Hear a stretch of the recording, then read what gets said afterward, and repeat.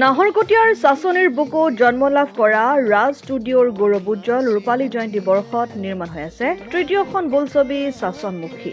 বৰ অসমৰ বৰভেটি গঢ়োতা চাওলুং চুকাফাক বিশ্ব দৰবাৰত প্ৰতিষ্ঠা কৰাৰ লক্ষ্যৰে নিৰ্মিত বুৰঞ্জীমূলক বোলছবিখন চেং আৰু চাইলুইনৰ পৰা লুইতলৈ গ্ৰন্থ দুখনৰ ওপৰত আধাৰিত। বোলছবিখনৰ পৰিচালনা কবি, নাট্যকাৰ, পৰিচালক হেমন্ত কুমাৰ ওৰফে হেমন্ত ৰাজখোৱা, চিত্ৰনাট্য গীতৰ ৰচনা সম্পাদনাও তেখেতৰে।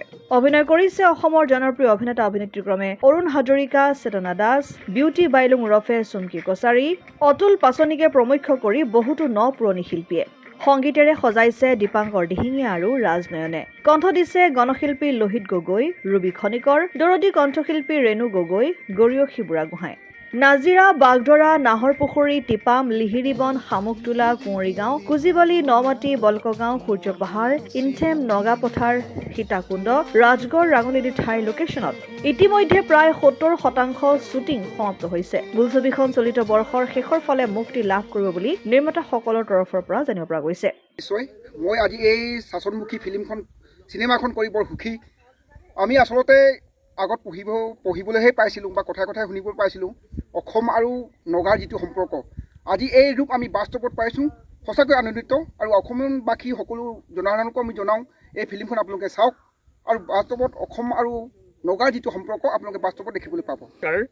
মই এই মুহূৰ্তত মোৰ অনুভৱ এটা বৰ ভাল বুলি মই নিজকে ধন্য মানিছোঁ, যিহেতু আজি মই এই যিহেতু গ্ৰুপত আহি অভিনয় কৰিবৰ কাৰণে এটা সুযোগ দিছে আমাৰ যিসকল ডাইৰেক্টৰ, প্ৰডিউচাৰ তেখেতসকলক মই ধন্যবাদো জনাইছোঁ আৰু নিজকে কৃতজ্ঞতা জনাইছোঁ এইকাৰণেই যে এই বুৰঞ্জীমূলক যিখন নাট আমি কি কৰিবলৈ গৈছোঁ চিনেমা আকাৰত ইতিমধ্যে চাচনমুখীয়ে ইতিমধ্যেই প্ৰায় 80% ইয়াৰ কাম শেষ হৈছে।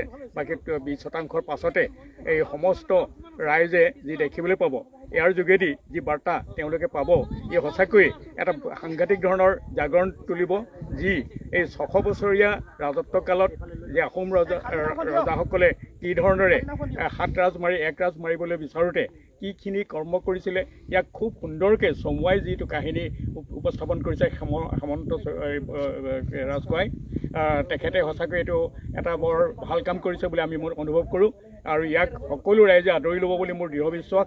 গতিকে মই ইয়াকে কওঁ যে আপোনাসবে এই চাচনমুখীক আদৰ কৰিব, মৰম কৰিব, ভৱিষ্যতলৈ যাতে আমি আকৌ ইয়াতকৈ ভাল তেওঁৰ পৰা আমি আশা কৰিব পাৰোঁ, তাকে মই ভগৱানৰ ওচৰত প্ৰাৰ্থনা জনাই। নাহৰকটীয়াৰ পৰা ক্ষীৰোদ কোঁৱৰৰ ৰিপৰ্ট, অসম আদিত্য।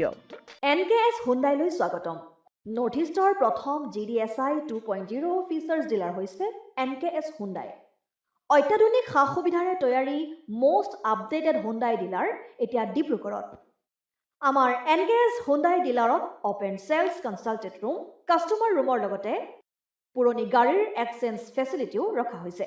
ইয়াত চেলছৰ লগতে ছাৰ্ভিচ ছেক্টৰৰ সুন্দৰ সুবিধা আছে। প্ৰয়োজনীয় সকলো এডভান্স টুলছ, হুইল বেলেন্সিং, এলাইনমেণ্টৰ অত্যাধুনিক machine, post hydraulic lift, fully train men পাৱাৰৰ লগতে nitrogen gas filling facility, fully automatic car washer ফেচিলিটিও আছে।